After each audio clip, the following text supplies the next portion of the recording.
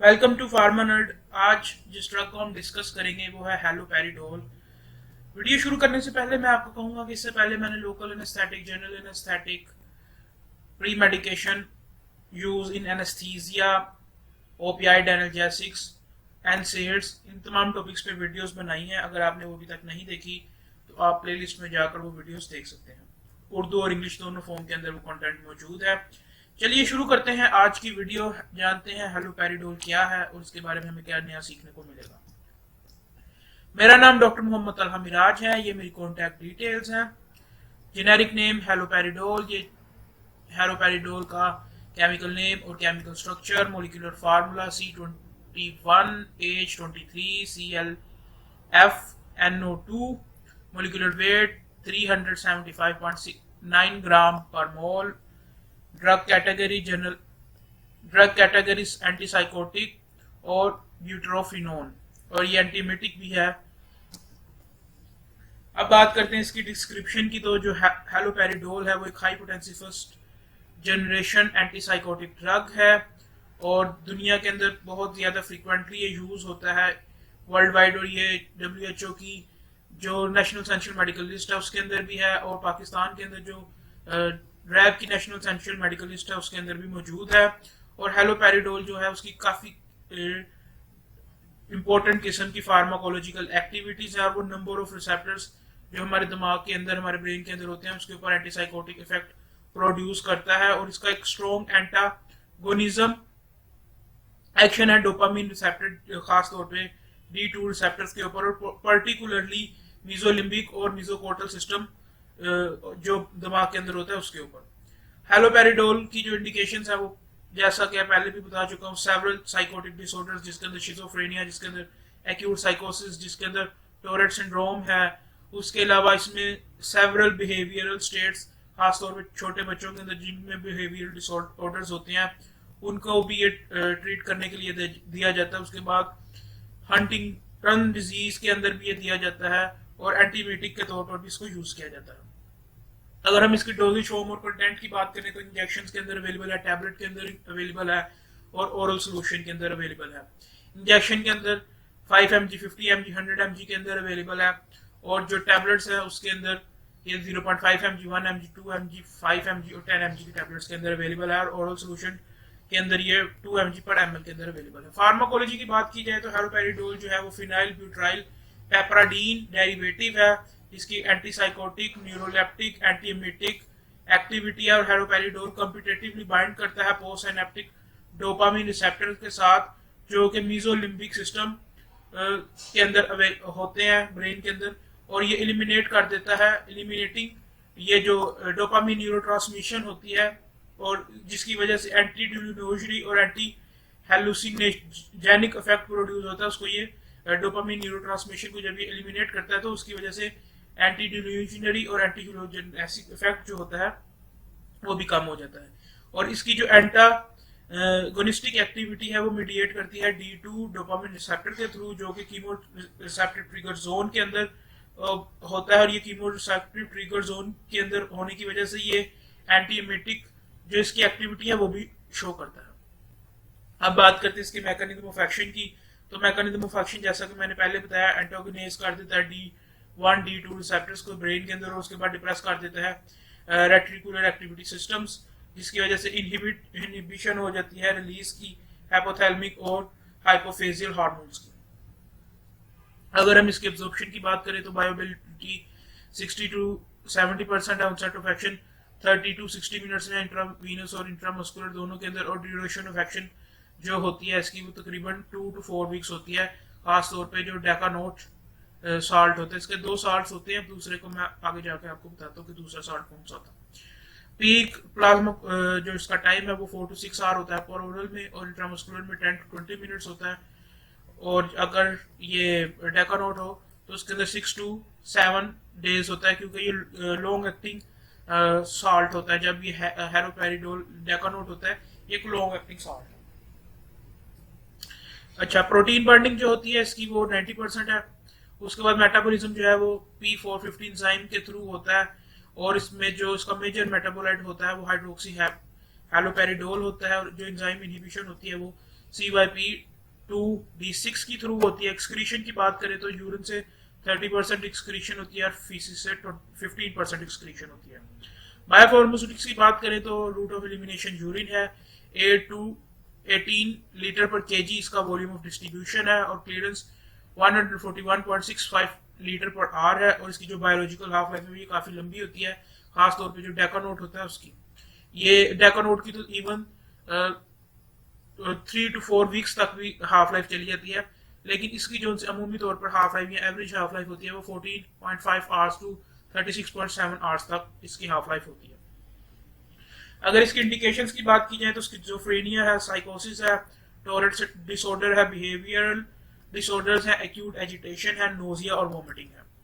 और service level category की बात करें तो ये सेकेंडरी और टर्शियरी हॉस्पिटल्स के अंदर यूज होता है। डोजेज की बात करें, सबसे पहले हम इसकी जो अडल्ट के अंदर इसकी डोजेज होती है स्किज़ोफ्रेनिया और साइकोसिस की, उसके अंदर बात करें अगर मॉडरेट डिजीज है, ये हमें डिजीज का कैसे पता चलेगा ये मॉडरेट है या सीवियर है, ये जो इसकी डिफरेंट गाइडलाइंस मौजूद होती हैं जिसके मुताबिक डॉक्टर जो है वो डायग्नोस करता है और वो बताता है कि ये मॉडरेट डिजीज है, ये स्टेज या सीवियर डिजीज है। वो गाइडलाइंस के थ्रू जो प्रैक्टिशनर होता है, ये मेडिकल हेल्थ वर्कर होता है, वो डायग्नोस कर देता है कि ये कौन सी वाली डिजीज है। खासतौर पे जो साइकोलॉजिस्ट होते हैं वो डायग्नोस कर लेते हैं। गाइडलाइंस होती है उसके अंदर सीवियर सिम्टम्स होते हैं, सिम्टम्स की जो रेपिटेशन होती है वो 3 चीजों को देख के तो डिजीज की सीवियरिटी के बारे में पता चल जाता है। अगर मॉडरेट डिजीज हो तो 0.5 to 2 mg after every 8 to 12 hours initially, और उसके बाद अगर सीवियर डिजीज हो तो 3 to 5 mg after every 6 to 12 hours initially, और टोटल डोज जो है वो पर डे में 30 mg से ज्यादा नहीं होनी चाहिए। ये IM लैक्टेट जिसकी मैं बात कर रहा था कि मैं दूसरा आपको नेक्स्ट आगे जाकर बताऊंगा कि कौन सा सॉल्ट होता है जो इसके हैलोपेरिडोल के साथ बाइंड होता है, ये है लैक्टेट। जो एक डेकानोट होता है और दूसरा लैक्टेट होता है। जो डेकानोट होता है वो लॉन्ग एक्टिंग होता है और जो लैक्टेट होता है वो प्रॉम्प्ट एक्टिंग होता है। अच्छा, अगर हम इसकी इंट्रामस्कुलर की बात करें तो 2 to 5 mg इसका इंजेक्शन दिया जाता है after every 4 to 8 hour depending upon the need, और 1 आवर के बाद भी हम उसको दे सकते हैं अगर एक्यूट एजिटेशन और उसकी जो टोटल डोज है वो 20 mg पर डे से ज्यादा नहीं होनी चाहिए। अगर डेकानोट है तो इनिशियली IM डोज देगी 10 to 20 टाइम्स डेली पर ओरल, और एडमिनिस्टर और इसकी जो एडमिनिस्ट्रेशन होगी वो मंथली होगी, और इसकी जो टोटल डोज है वो एक्सीड नहीं करनी चाहिए 100 mg। और अगर इसकी कन्वर्जन जो सी होंगी वो भी हमें रिक्वायर्ड होंगी कि हम इसको कैसे कन्वर्ट करते हैं। इनिशियली जो उनसे है वो हम तो अगर हम इसकी कन्वर्जन अगर रिक्वायर्ड है तो हमें इसकी जो डोज है ये कन्वर्जन हम इसलिए करनी पड़ती है कि अगर कोई पेशेंट हिपैटिक प्रॉब्लम है या उसको एडजंक्टेंट ड्रग्स दी जा रही है उसके साथ, या उसको कोई रीनल फंक्शन है, तो तब हम इसकी कन्वर्जन करते हैं। तो इसकी जो इनिशियल डोज होगी वो 100 mg से कम होनी चाहिए और 2 इंजेक्शन के अंदर एडमिनिस्टर होनी चाहिए। और इनिशियली 100, फॉर एग्जांपल अगर इनिशियल 100 ही यूज करते हैं तो वो रिमाइंडर होना चाहिए 2 से 3 दिन के अंदर। देन रिमाइंडर जो उसके बाद की जो डोज होगी वो हम 2 से 3 दिन के बाद वो रिमाइंडर डोज को जो है वो एडमिनिस्टर करेंगे। मेंटेनेंस डोज जो इसकी मंथली मेंटेनेंस डोज है वो 10 to 15 टाइम्स डेली पर ओरल डोज होगी। ऑफ लेबल यूज की बात की जाए, आईवी ऑफ लेबल, तो अगर कोई पेशेंट ICU में डिलीरियम है तो उसको सिर्फ और सिर्फ हैलोपेरिडोल लैक्टेट यूज करेंगे, इंट्रामस्कुलर हैलोपेरिडोल डेकानोट यूज नहीं करेंगे। और 2 to 10 mg initially depending upon the degree of agitation कि उसको कितनी एजिटेशन है। अगर रिस्पॉन्स इनएडुकेट है तो फिर हम उसको रिपीटेड बोलस देंगे हर 15 से 30 मिनट के बाद, और सिक्वेंशली यानी कि जैसे जैसे टाइम गुजरेगा या जैसे जैसे हम उसको डोज देंगे हम इनिशियल बोलस डोज को डबल करते जाएंगे। और जब पेशेंट कामनेस अचीव कर लेगा तो हम 25% और जो लास्ट बोलर डोज है उसको टैपर डाउन करेंगे और पेशेंट की कंडीशंस को कंट्रोल करेंगे। और इसके साथ साथ हम ECG और QT इंटरवल को भी मॉनिटर करेंगे। और QT इंटरवल जो है अगर उसमें कोई चेंजिंग आती है तो हम उस लिहाज से उसकी डोज को मेंटेन करेंगे। उसकी जो कम्युलेटिव डोज है वो 35 mg से कम हो या 35 mg से ज्यादा नहीं होनी चाहिए, वो 35 mg होनी चाहिए, 35 mg से कम होनी चाहिए। और उसके साथ ही हम अगर एक सिंगल डोज की हम बात करें, रिपोर्टेड सिंगल डोज, तो वो 20 mg से ज्यादा नहीं होनी चाहिए। अब बात करते हैं टोरट डिसऑर्डर की। तो टोरट डिसऑर्डर एक ऐसा इस किस्म का डिसऑर्डर होता है जिसके अंदर मसल्स की इनवॉलेंटरी मूवमेंट बहुत ज्यादा हो जाती है और टिक्स की आवाज, टिक्स की साउंड आती है, इसको हम टोरट डिसऑर्डर कहते हैं। और इसमें 0.5 mg to 2 mg for oral after every 8 to 12 hour initially, और अगर सिम्टम्स सीवियर है तो 3.5 mg पर oral after every 8 to 12 hours. और अगर पेशेंट जो है वो कंट्रोल के अंदर नहीं रहता तो आप इसकी डेली डोज जो है वो 100 mg भी दे सकते हैं, लेकिन वो उसकी जो सेफ्टी है वो डिटरमाइन नहीं होगी कि उसका क्या इफेक्ट हो सकता है। अब बात करते हैं नोजिया और वोमिटिंग की। तो नोजिया और वोमिटिंग के अंदर ये 1 to 2 mg इसका इंजेक्शन दिया जाता है इंट्रामस्कुलर आफ्टर एवरी 8 आवर्स। और इसकी जो टोटल डोज पर डे है वो 18 mg से ज्यादा नहीं होनी चाहिए इन केस जब आप नोजिया और वोमिटिंग के ट्रीटमेंट के लिए दे रहे हैं।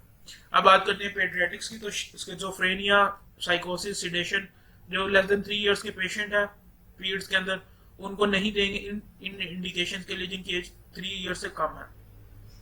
और अगर 3 to 12 ईयर्स है और उनका 3 to 12 ईयर्स उनकी एज है और वो 15 से 40 किलो के हैं या 15 to 40 kg हैं, तो उनको 0.25 to 0.5 mg पर डे और ओरल डिवाइडेड डोज देंगे after every 8 to 12 hour initially. और उसके बाद इसकी डोज जो है वो 0.5 mg पर डे इंक्रीज कर देंगे every 6 to 7 days, after every 6 to 7 days depending upon the need. और उसकी जो मेंटेनेंस डोज होगी वो 0.05 mg to 0.15 mg पर kg पर डे के हिसाब से होगी।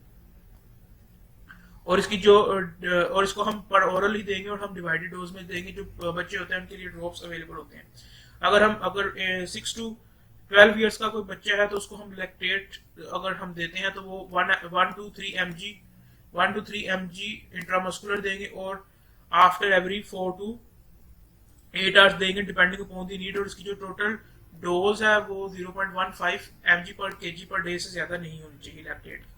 और अगर किसी बच्चे को मॉडरेट डिजीज है और उसकी एज 12 ईयर से ज्यादा है तो हम 0.5 to 2 mg पर oral after every 6 to 8 hours initially. और अगर सीवियर डिजीज है तो 3 to 5 mg पर oral after every 8 to 6 hours. और इसकी जो टोटल डोज है वो 30 mg पर डे से ज्यादा नहीं होनी चाहिए। अगर हम टोरेट सिंड्रोम की बात करें तो 3 ईयर से कम बच्चों के अंदर इसकी सेफ्टी और एफिकेसी एस्टेब्लिश नहीं है इस इंडिकेशन के अंदर। और इसके लिए अगर हम उसकी बात करें डोज की तो 3 to 12 ईयर्स के बच्चों में 0.5 mg पर डे। और उसके बाद हम इसकी इनिशियल डोज जो है वो आफ्टर एवरी 5 to 7 डेज उसको इंक्रीज भी कर सकते हैं until and unless effect achieve नहीं होता। और इसकी जो इफेक्टिव मेंटेनेंस डोज है वो 0.05 to 0.0075 mg पर kg पर डे होगी पर ओरल। और ये डिवाइडेड डोज में देंगे हम 8 आवर्ली या 12 आवर्ली। और इसकी जो अगर पेशेंट की एज 12 ईयर से ज्यादा है तो जैसा कि मैंने पहले आपको बताया था पिछली स्लाइड के अंदर के 0.5 to 2 mg पर ओरल और 0.5 mg to 2 mg पर oral after every 8 to 12 hours initially. और उसके बाद अगर सिम्टम्स सीवियर है तो 3 to 5 mg पर oral after every 8 to 12 hours. और अगर फिर भी पेशेंट एडिक्वेट कंट्रोल अचीव नहीं कर सकता तो 100 mg तक उसकी डोज दे सकते हैं, लेकिन इसके अंदर सेफ्टी अवेलेबल नहीं है। अगर उसके बाद बात करें बिहेवियरल डिसऑर्डर्स की तो 3 साल से कम उम्र के बच्चों को नहीं देंगे। और अगर 3 से 12 साल के बच्चे हैं तो 0.5 mg per day depending upon the need. और 0.5 mg after every 5 to 7 days उसको इंक्रीज भी कर सकते हैं। और इसकी जो लोएस्ट इफेक्टिव डोज होनी चाहिए वो 0.05 mg to 0.075 mg पर kg पर डे पर oral in divided dose 8 to 12 hours की डिवाइडेड डोज में दे सकते हैं। एक्यूट एजिटेशन की बात करें तो 12 साल से कम उम्र के बच्चों को नहीं देंगे एक्यूट एजिटेशन के केस में।